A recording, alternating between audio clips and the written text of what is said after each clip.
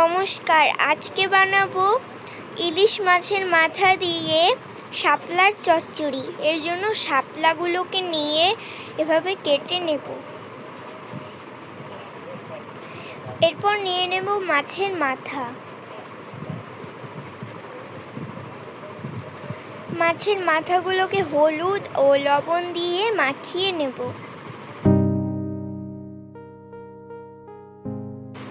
এবার তেলের মধ্যে দিয়ে দেব পেঁয়াজ আর কাঁচামরিচ। পেঁয়াজ কাঁচামরিচ ভালো মতো ভেজে নেব।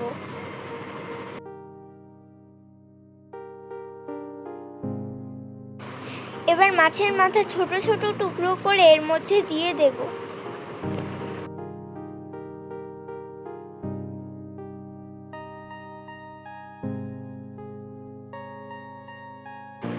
এবার এর মধ্যে হলুদ, লবণ ও জিরার গুঁড়া দিয়ে দেব। এবার এর মধ্যে জল দিয়ে দেব।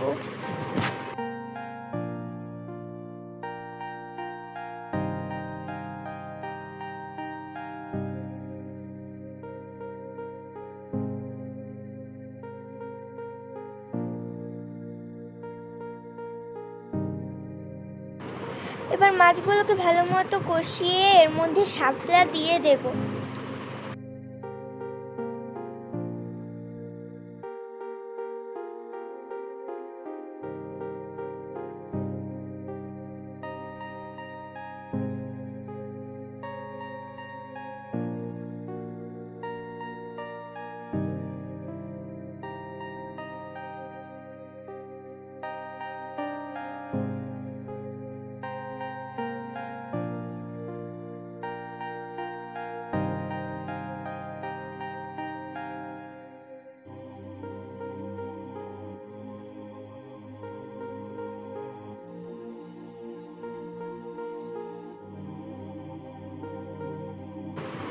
জল বেরিয়ে আসলে চিনি আর নারকেল ও সরিষা বাটা দিয়ে দেব।